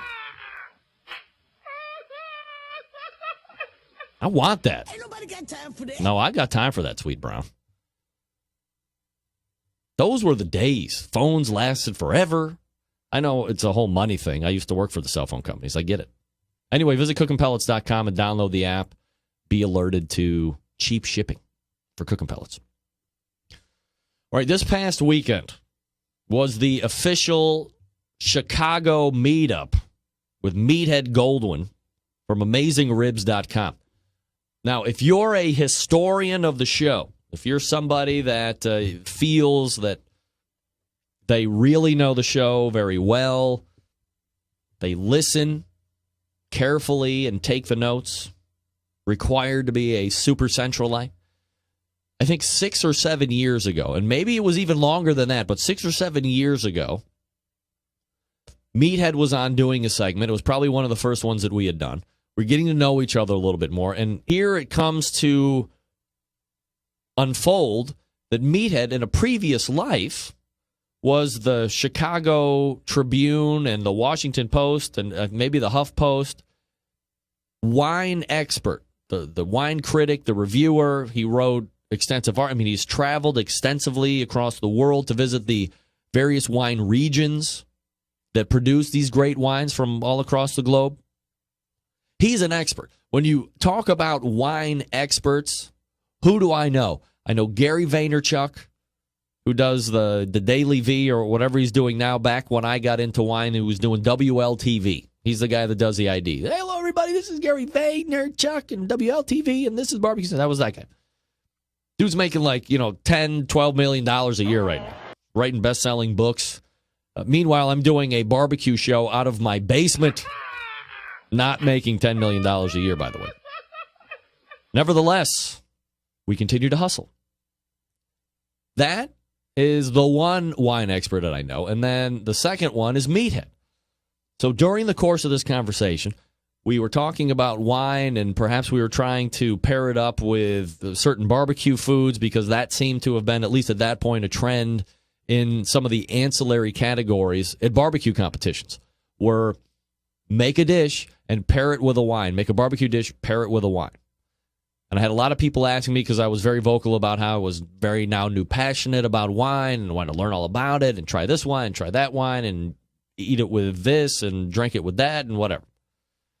So people started funneling questions into me about I'm going to a barbecue contest, and one of the ancillary categories is barbecue dish and wine. What do I use? What should I pair? Blah, blah, blah. So I was giving some advice. So here we are. We're talking to me. He said, hey, if you could go and pick any bottle of wine whenever, which one would you pick? And I'm on the spot. I don't really have a lot of history in the 1960s Bordeaux's and Beurre Blancs and whatever. The Chardonnay de Pape, the Barolos, things of this nature. And I said, hey, the 2001 Silver Oak is supposed to be knock your socks off. Hugely expensive, but the best vintage that Silver Oak could ever come up with. That's what I would go back and get. And he said, that's interesting you say that, because I don't have a 2001, but I do have this. And he literally reached down on the floor and pulls up a Magnum of 2006 Silver Oak, which I think, if you look back through the annals of the Vintner, it was the second best vintage that Silver Oak has ever come up with on the cab. This is a Napa cab out of Alexander Valley. Oh. And he's like, we'll drink it when I'll keep it. We'll drink it when you get to Chicago. And I said, there is no way. I know how I am. I know how I travel. I know what kind of kid situation that I have right now. And then looking ahead 10, 15 years, I'm never going to get to Chicago. I'll never get there. It's going to be, I appreciate the thought. It's just never going to happen. As much as I want to just drive there immediately now, it's never going to happen. And he said, well, it's got time. I'll lay it down. So fast forward to the beginning of JO volleyball season this year. And on the schedule is the Windy City National Qualifier taking place near the end of March. And I'm like, there's no way. This is fate. So I didn't say anything right away. Make sure that everything was good with the team. Wasn't going to be any weird things, or that people, as in my wife and I, were going to decide, okay, we're going to split up weekends. It's just going to be one adult and Bobby, and that's going to be it. Things were playing out in my favor. I'm going to go to Chicago. So I make the call to Meathead. I said, hey, I'm really coming to Chicago. 7 years later, I'm really coming to Chicago. We were doing the proverbial jig over the phone and the dance. And here, what did you know? It actually came to be. So here we go. The Barbecue Central show heads west and north this past weekend to the Windy City. I meet up with Meathead Goldwyn from AmazingRibs.com to discuss some business opportunities and brand synergies between us. We're going to try and develop over the next few months. And not only was Meathead there, but VP of AmazingRibs.com, the official grill reviewer, the keeper of the flame, I believe is what his moniker is, Max Good, was in attendance also. And assistant editor of AmazingRibs.com. And if we were looking at who was around the table, easily the hottest one at the table. Sarah Lynn Pablo was in attendance as well. But, as I had just denoted in my speech the last few minutes, and at the end of the show last week, there was going to be a whining taking place of seismic and gargantuan proportions. You know how sometimes there is a tremendous amount of buildup to something, but when you finally experience it, in the end, the buildup winds up being greater than the actual thing. Yeah, this was not one of those cases. You could have thought that 6 or 7 years of buildup would eventually lead to an almost impossible situation of meeting or exceeding expectations. But folks, I am here to tell you that not only were expectations met, and I'm only speaking for myself here because it's only me tonight. We'll have Meathead on anyway. Expectations were exceeded by an incredible rate. If you follow me on the social medias, the Instagrams, the Twitter, Snapchat especially, you kind of got a real-time glimpse of what was happening. However, I did make a conscious effort to not lose the moment I was in by documenting every single second. What did I say 2 weeks ago about kids these days? They're documenting every single effing second with the texting and the tweeting and the pictures and all that. Happens to a lot of people. I get it. But I did make the concerted effort to put the phone down, get off social media, not look at any incoming messages, and concentrate and enjoy and appreciate the situation that was unfolding in front of me in real time.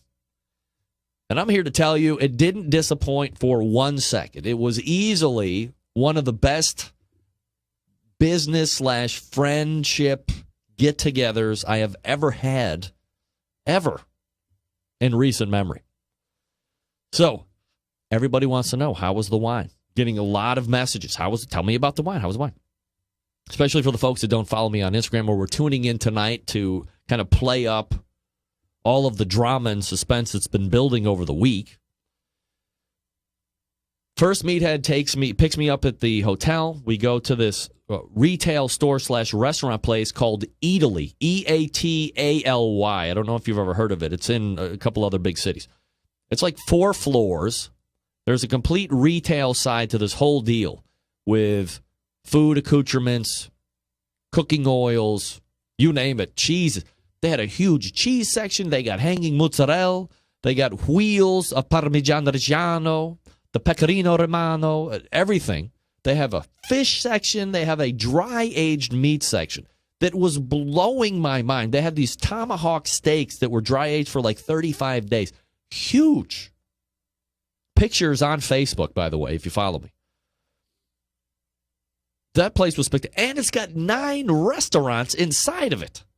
So you can eat at the pizza bar. You can eat at the seafood portion of it. You can eat at the steakhouse portion of it. They make burgers there.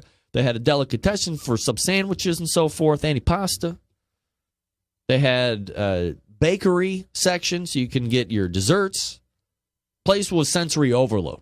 And you could drop a young ton of money in that place just the way it's set.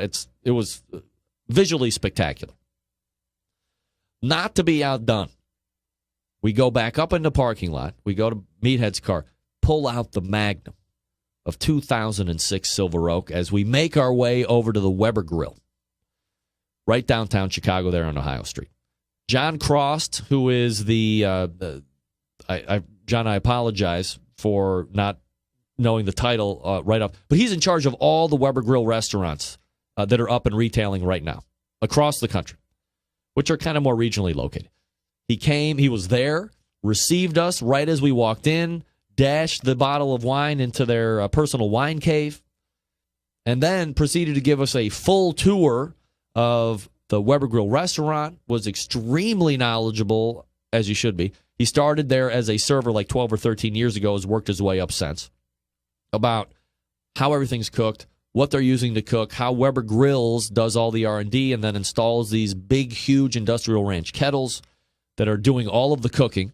And I think there were 4 or 5 charcoal-fired ones, and then they had 2 that were actually gas-fired for a little bit more of the delicate stuff like fish, things of this nature. But, burgers and chops and the lamb and the steaks, all on the charcoal-fired portion of it. And they do use a proprietary charcoal briquette, lump charcoal briquette mix. They call it lump charcoal. I took a picture of that as well. They would not release to me who the manufacturer was, but the bag looked semi-familiar. I would probably say it's some sort of a Kingsford effort, unless I'm completely off base. That's just my guess. I'm speculating. And I got video to show you here. If you've never been in a Weber Grill restaurant, the smell was perfumed with some charcoal smoke rolling through, as they call it, the roll-off. So they open up the hood. It's an insane situation that's going on there. I mean, it's really live fire cooking at its best. The only way it gets more real is for those wood-fired grills that you see becoming more and more popular in all locations. We sit down. Meathead orders a bottle of 2011 Silver Oak out of nowhere. He's like, hey, I see it's on the menu. We got to do the vertical tasting. We got to taste the 2011. Then an hour later, we're going to open up the 26. We're going to do a taste comparison. My mind is blown. That's a $150 bottle of wine right there. It comes out, it's exquisite. Soon, I'm thinking, maybe this is going to be the winner. Maybe the 2006 isn't going to hold up. Maybe we've missed its stride, its flavor peak. Oh, no, what are we going to do? Well, we finished the bottle of 2011. I can tell you that's what we did. Then, and about an hour later, the 2006 gets popped. And I'm here to tell you, folks, if you're not into wine, this is going to be completely lost on you. But just from the smell, like Meathead, proper etiquette, the guy pops the wine, he pours a taste out for the guy that brought the bottle, which was Meathead. He swirls it around, takes the sniff, and was just like, oh, boy. Just pour it. He didn't even need to taste it. Just pour it. This is going to be great. So we poured it off for the rest of us out there. And the first sip was magic. Just blew over the tongue, was lush. So where the 2011 had just some hints of fruit because it was still so young. I mean, this thing is going to be down for years, and it would be able to drink for years.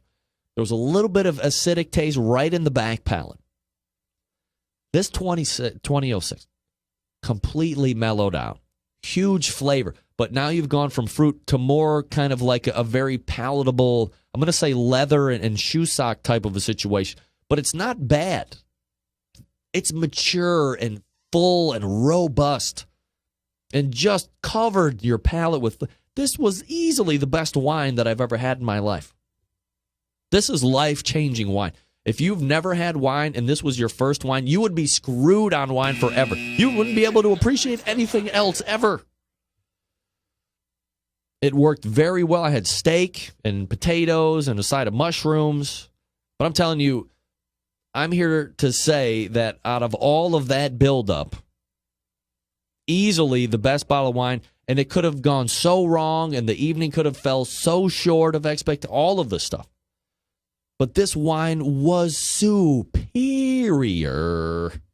Superior. So just the fact that for all of the years, almost 10 years of buildup, to not have any letdown and to only have expectations exceeded. Very happy about that. All right, if you've never been to the Weber restaurant before, this is a quick look behind the line, courtesy of Sarah Lynn Pablo. There you go. Those are, a little bigger than the ranch. Look at that. Those are chops going on. You got all the steaks there. So they run 2 zones, as you can see. The back is just a raging fire for the back half. The front half is the cool zone, so they have everything timed out. There you go. I mean, look at that. Phenomenal. And again, they're running the charcoal briquettes, and of course they pan out, show you some finish plating there before they give it the final wipe down and run to the table. But, again, just another quick look. It's about 1,500 degrees in the back, according to John Crost. And they reload about every hour and a half to 2 hours in the back. And they do it in charcoal chimneys. And again, it's a proprietary blend of charcoal that they're using. But those things they're open, they're closed. They're open, they're closed. These guys were magicians back there. It was fabulous. Now, I've heard on, many different instances that, depending on where you're at or which one you go to, the food experience might not be. I'm not here to tell you that the Weber Grill was like the best dining experience I've ever had. The food was good. The food was very good. I don't know if we lucked out or anything like that. But this particular whole evening, and maybe it was just the wine making everything that much better, I don't know. But the food was good, the company was good, and the wine was spectacular. And as I said, being able to come in and exceed expectation that long or that far above what the expectation was, considering, I don't know if you can have a weekend or a Friday night that really goes any better than that, considering what we were accomplishing during the meeting. It was great. Thanks to Meathead. Thanks to Max Good. Thanks to Sarah Lynn Pablo from AmazingRibs.com for this past Friday. Excellent. By the way, somebody asked about the deep dish pizza. I ate at Pizzeria Due. It was good. I liked it. Evidently, that's only what tourists eat in Chicago. Whatever. I was a tourist. When am I going to go back to Chicago? Next year. Let me talk to you about Cook Shack. Cook Shack manufactures smoker ovens for barbecue lovers with any amount of experience, whether you barbecue in the backyard, in the competition circuit, or in a 5-star dining facility. Cook Shack has the unit that will do the job, and with a full line of barbecue sauces, spices, pellets, and wood chunks, it's the perfect one-stop shop. Cook Shack strives to be your barbecue resource center by offering cooking classes, online recipes, how-to videos, 2 blogs, smoking, grilling 101s, and a video cooking classroom. Check out their website, cookshack.com, or follow them on Instagram, Facebook, YouTube, Twitter, Pinterest, or Google+. Get advice or share your passion for barbecue on their world-class barbecue forum. Cook Shack pellet-fired smokers are the choice of champions because they were designed by a champion, Ed Fast Eddie Morin. The FEC 100 and PG 1000 are always customer favorites. The PG 1000 can double as a smoker and a grill. Low and slow or hot and fast, the pellet grill line gives you the most versatility for your money. Cook Shack residential electric smokers are the #1 smoker in the industry. High quality means high durability and versatility. Anything you can cook in your oven, you can make in a Cook Shack. Passion and dedication drives Cook Shack's manufacturing, with quality always being at the forefront. Get the best in barbecue since 1962. Call them, 800-423-0698. That's 800-423-0698. You can also visit their website, cookshack.com. That's cookshack.com. Thank you for indulging me this past segment. How cool are those grills? Can I get one of those? Like stainless steel Weber Ranch kettle grills? Is that possible? Don't forget, next Wednesday, Weber will be releasing what they feel is a game-changing cooking vessel or implement or cooker grill situation. Craig Sharry coming up out of the break. Stick around. We'll be right back.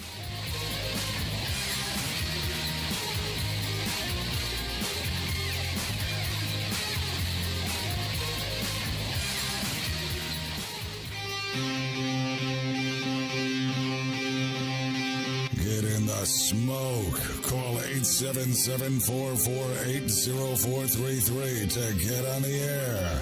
Now, here's your host, Greg Rempe. All right, welcome back. 216-220-0966. Greg at thebbqcentralshow.com is the email. Helping me close the show tonight is one of the top pitmasters in Texas. I would venture to say that even if you saw him show up in some of the other sanctioning bodies, he'd rattle some folks as well. He has a great line of barbecue-inspired products and also happens to be the executive director of the IBCA. We talked about the ingestion of Texas Gulf Coast by IBCA 2 weeks ago. and I was able to wrangle my next guest for a few minutes tonight to get us up to speed on where things are at right now. So let's welcome back the pitmaster of Texas Pepper Jelly and the executive director of the IBCA, Craig Sharry, joining me here on the show. Craig, how are you, buddy? I'm doing fine, Greg. How are you doing this evening? Absolutely spectacular, Craig. Always appreciate the time you give to the show here. And I guess, you know, we missed it a couple weeks ago. I was sicker than a dog, and Chad kind of took over the show for me, and I know he did a segment with you here, so I don't want to, inundate a rehash of exactly what happened, but I wanted to kind of get with you and get my own interview with you on this whole thing. So I guess from a high-level aspect, Craig, talk to me about the coming together of IBCA and Texas Gulf Coast and kind of events that transpired to make this kind of a reality. Well, the actuality of it is Texas Gulf Coast had reached a point to where growing, they just weren't. They were an organization that has stood strong for the last 12 years, give or take. They managed to have anywhere from 30 to 40 events a year that were sanctioned. They did a great job, but they're hemmed in geographically. They weren't expanding. IBCA is a much bigger footprint in the state of Texas, and they just kind of got tired, I guess, of beating their head against the wall. They felt like for the long term, it would be better for the state if they just went ahead and closed down. So we use the term merger. It was probably a poor choice of words looking back upon it, but it all happened so suddenly. I don't think anybody saw it coming. They reached out to me and IBCA and asked us if we would take care of their events, their promoters, their head judges, and make it as seamless as possible. So that's basically what happened. We were glad to step up and talk to their promoters. It's going to be a lengthy process over the next 6 months getting everybody on board, but we're trying to make it just as seamless as possible. This gives us, we're well over probably 250 cook-offs in the state of Texas with IBCA now. It gives us a handful of head judges that are already experienced, and those are always, we're thankful to have them, let's put it that way. Because in the end, we want to make this all about the cooks to be able to go to the events and have the same level of professionalism through IBCA that they had through Texas Gulf Coast. That's the goal. Craig, are the members that are currently Texas Gulf Coast immediately ingested and now members of IBCA? Do they get an opportunity to, quit seems like a bad word here, but do they have the opportunity to decline membership of IBCA and just kind of go on their merry way? What's the thought on that? Well, to cook in Texas, you really don't have to be a member of any organization. Anybody's entitled to cook when they want, where they want, how they want. The IBCA has added money events where we kick in money to help with prize money, and you need to be a member of the IBCA in order to participate in those added money events. There was probably around 120 members in Texas Gulf Coast to date this year. I would venture to say half or better were already IBCA members. There has been some flack from some of the older members in IBCA. They're looking at this, I don't know, through foggy glasses or clouded vision. I don't know how to really word it. There's been, and I don't want to drag up all the politics, but there has just been a lot of animosity over the years between the two organizations. And that needs to be set aside. It's time to unite Texas under one organization and move forward. And there's never been an opportunity like this. So we want to capitalize on it, and we're trying to just make it as pleasant for everybody as possible. The Texas Gulf Coast members are more than welcome to join our organization if they're not already a member. If they want to sit back a while and think about it, they're entitled to that as well. Craig Sharry joining me here on the show, Executive Director of the International Barbecue Cookers Association, or IBCA, also owner of Texas Pepper Jelly. TexasPepperJelly.com is website for business. IBCABBQ.org is the IBCA website. Craig, in regards to the Texas Gulf Coast events that were set for this year, do they now operate under the IBCA moniker? Are they still Texas Gulf Coast for this year, and then they'll be IBCA next year, or how does that work? No, effective immediately. We've already covered April. We're working on May and June now. We're contacting them on a one-by-one basis and explaining to them that everything's the status quo. They get to keep their same head judge because we're working on making those head judges IBCA head judges. We want them to keep that person because they're comfortable with them. Having been a past president of Texas Gulf Coast and a player of sorts in Texas barbecue for the last 10 or 11 years, my name is synonymous with both organizations, and so far it's really been smooth, and they're coming. They just want their event taken care of. Bottom line, Texas Gulf Coast annually had its members only cook-off. It was referred to either as a memorial or an invitational. They were in the process of a name change, but it was for members only, so that they could give away money they earned during the year at a contest back to their members. Their plan is to go ahead and have that event mid-May, and they'll end up giving away all the money that they make off the entries. And after they pay their bills and everything, all the money that they have accrued over the years is just going to be paid out to members, current members only. Nobody can join at this point because it's basically a folded organization. They will be able to cook this event, and we're expecting prize money for that event to be somewhere between $25,000 and $30,000, and that will totally dissolve the organization at that point of any funds or any equipment or anything that they might own at that time. And short of that event, and it really is, it's a closed event. It's a non-sanctioned event for all practical purposes. The organization will just cease to exist. There has been some talk, and I don't know, that there are some, there's always some members that want to revive something, and they may try to revive this. I think that if that's the case, that these people are thinking more with their hearts than their heads. From a business point of view, it's time to go ahead and close it and close the books on it, and let's start a new chapter in Texas barbecue. Craig, as you said, you are a guy that has been pretty involved in both organizations, obviously IBCA now, but Texas Gulf Coast for a while as well. Did you expect more blowback potentially than what you've seen, or is this kind of met expectation for what you thought might happen when this actually transpired? Well, I've made no secret of the fact that for off and on for the last 10 years that for those that don't understand IBCA, we have chapters that we refer to as pits. And at one time, Texas Gulf Coast was a pit under IBCA. Over the years, there have been 2 or 3 pits broke off and started their own organizations. It's my understanding that's how Lone Star Barbecue happened. Texas Gulf Coast left for whatever reason.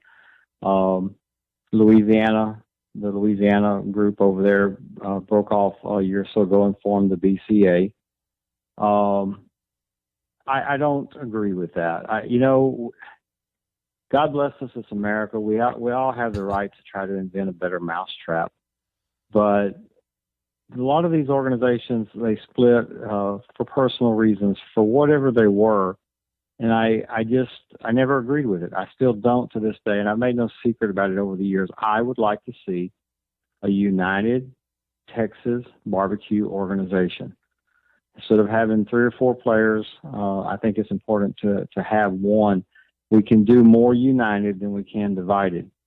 Blowback, I've played out this scenario for several years, and for the last couple, I've seen something like this coming, although it happened so fast, so suddenly, it actually caught even me by surprise, because I didn't anticipate the ending like this. I always kind of envisioned of asking them to come back to IBCA as a pit and just help the organization stronger, but that just wasn't meant to be the way it played out. Blowback, I would say right now, it's been minimal. And again, part of the problem was the word merger.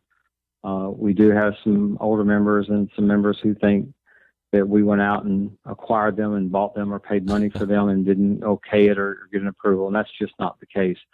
The actuality is their board voted to close the doors, and rather than leave everybody just wondering what they were going to do, we're stepping in, picking up the reins, taking the cook-offs to work toward that United Texas organization and be a family if we can again. I guess maybe I'm idealistic, but I just feel like it's the way to go for barbecue in Texas. Craig Sharry joining me here on the show. Craig, you'd mentioned that there's 3 or 4 players in there. Now we're probably looking at 2, maybe 3. You got Lone Star still hanging off by itself. I think there was another one that Doug Scheiding was telling me about a couple of weeks ago, and I don't remember what the name is. Yeah, there's Central Texas. Right. It's a very, I've never cooked their events. I don't know the players. I don't know who they are. They're very centrally located. I would hazard a guess that they have a dozen events, maybe. They're really their own little creature, and I don't want to downplay anybody, but they've never been a significant player as far as contests and Texas. Lone Star has filled a void for lesser entry fee, lower entry fee, cook-offs, lesser prize money. A lot of people have started there in advance to IBCA. Those are the only 2 players that I know of in Texas that I'm aware of, unless somebody, tried to start another one for whatever reason. I would, Lone Star, like I said, it served a purpose, but I'll be brash and bold. I think they ought to be a part of IBCA as well. I don't see it happening, not in the immediate future, or maybe not even the near future. But one day, one can hope that we'll all grow up and talk like adults and unite and move forward for Texas. Do you have lines of communication out to them at all, or do you see a United Texas barbecue sanctioning body in the next 10 years or less? I think it will be less than 10 years. I think it'll be less than 5, possibly. As far as lines of communication, no. There's never been any good lines of communications between the organizations, and a lot of it was personal. I mean, without going into any detail or all the reasons, it's personality issues.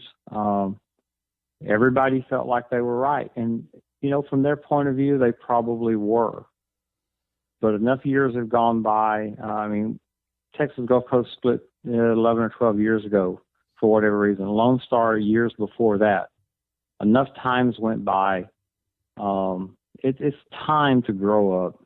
It really is. It's time to set these differences aside and see if we can work as a barbecue community in Texas. Unfortunately, with Lone Star, we know each other. We've spoken in the past, but as far as a line of communication to that end, to that means, unfortunately, it's not there right now. Craig Sharry joining me here on the show, the executive director of IBCA, also owner of Texas Pepper Jelly. IBCABBQ.org is IBCA's website. TexasPepperJelly.com is Craig's website for business. Craig, so let's go ahead and transition over there for the last couple minutes here. In regards to the business of barbecue and Texas Pepper Jelly, I remember, 6, 7, 8, 9 years ago when the first batch of pineapple habanero happened upon my door after probably 2 years of going, am I really going to buy this? Am I really not going to buy it? And it was kind of a life-changing product for me. Looking now here into 2016, a quarter of the way through it, are you impressed with yourself and how the products have grown, or does it not surprise you with how popular you've become across barbecue in general? What's your thought on that? Having a dream of something being successful and actually seeing it are 2 different things. When I was dreaming, that I could actually sell this and possibly one day quit my job and make a living, and then to actually have it transpire. May will be 3 years since I've started doing this full time. I'll be honest with you, Greg. I'm blown away with the success. What's really starting to set in with me is it's gone from a dream to a success to hopefully something that will be remembered after I've come and gone. The products, the rub business is a tough business, and rubs, as we know, are a dime a dozen. There's literally hundreds, if not thousands, of rubs out there. Right. Jelly, I don't have the market cornered on jelly or pepper jelly. There's several brands out there, and there's some good ones. There's some bad ones. Where the sauce market's the same way, if not worse, than the rub business. I found my niche. I just got lucky. I'll be the first one to tell you with my product, rib candy. It is still unique enough to be original out there. It's not been copied heavily or anywhere yet that I'm aware of. Not to say that it won't. But what I've noticed in the winter circles in Texas especially, and I'm starting to see it in other states through my customers and in the KCBS circuit, our products are consistently in the top 10 of any contest or most contests any weekend. I'm not going to sit here and tell you we're always first, but my customers have done extremely well from coast to coast, some in the Midwest, all over Texas. And to sit back and look at an event, I was looking at the Houston Rodeo here recently with over 400 teams. And they had 24 finalists on the stage. And to be able to look down that list and go, wow, 10 of these are customers of mine that are using our product in some shape, form, or fashion. That's changed competition barbecue from where I started to where I am today. And that's a feeling that, I don't know how to describe it, Greg. I really don't. It's overwhelming. I feel very blessed and very fortunate. Any new products that we need to be strapped in for coming down the pike?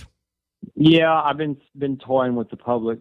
My customers, I got to be careful that I don't lose them before I actually bring it out. But there'll be an apple and brown sugar habanero rib candy. I kept telling everybody, sometime in early February or March, and here we are, just to go into April. But I feel like we'll have enough product to be able to start offering it sometime in the next few weeks. And that's on the horizon. Short of that, nothing that's important enough to talk about at this time. But the apple, it'll be called apple and brown sugar habanero, and it's a rib candy, and it's pretty darn good. Craig, in regards to competitions, where are you going to be at next? I'm headed to a little town outside of Houston over here, Rosenberg. It's going to be a nice little state championship. I had the pleasure of cooking it a couple of years ago and did extremely well, so I thought I'd ease back down there and see if I could shake things up a little bit. Craig Sharry is the executive director of the IBCA and, of course, a creator of the very famous Texas Pepper Jelly products. Again, the websites for IBCA is ibcabbq.org, and Texas Pepper Jelly is texaspepperjelly.com. Craig, really appreciate the time, man. Thanks so much for coming on tonight. Greg, thank you very much. I do appreciate it. Yeah, you got it. There he is. Craig Sharry from Texas Pepper. I mean, look, in full disclosure, it really probably took me 2 years to order, and it's probably different now. I mean, it's like 2006 or whatever. And I was like, dude, one bottle of Texas Pepper Jelly is X amount, and the shipping for one bottle was like almost as much. And that was before I really understood shipping, and I was like, I can't buy 1 or 2 bottles of this and pay more in shipping than I can for the bottle. Well, finally, after a lot of back channel convincing, they're like, dude, just do it. So I did it. And my favorite flavor is pineapple habanero Texas Pepper Jelly. Strawberry's good too. I've had the blueberry. I've had the strawberry. I'm telling you, it's the secret in my sauce. So if you haven't tried it yet, or you are apprehensive about anything, I'm telling you, it's some of the best stuff that's out there right now. Unsolicited, not a sponsor of the show, by the way. So, I mean, that should tell you how good it is. It's really good. And it's very versatile, too, which I appreciate as somebody who's kind of a foodie. IBCABBQ.org, TexasPepperJelly.com, his 2 websites to check out. All right, that's going to do it. All the way back in the first hour, we talked with Phil Johnson from Phil the Grill, winning Reno, Nevada, Sam's Club Local. Then we talked with John Nilges about KALE He's the KALE King of Chicago. KALE King of Dakota. Second hour, recap the big Chicago visit with Meathead and Max and Sarah Lynn, AmazingRibs.com. And then we talked with Craig Sharry, IBCA Executive Director, about the ingestion of Texas Gulf Coast, and then looking at the future of, is there a possibility of one sanctioning body in Texas? And he said that he thinks it's absolutely realistic to say that in 5 years or less, there'll be one Texas sanctioning body. That would be cool. To be alive for the conglomerate that would be IBCA over Texas and all of their competition barbecue. That'd be neat. We got a great show lined up next week. Don't forget, the president of 17th State Brew Co. with the coalition. Man, what's with the color? Check that out. New beer sponsor of the show. Proud to have him aboard. We'll learn more about that next week. September 11th, 2001. I will never forget. Until next Tuesday at 9 p.m. Eastern Standard Time, this is your program host and proud U.S. American, Greg Rempe. Good night now.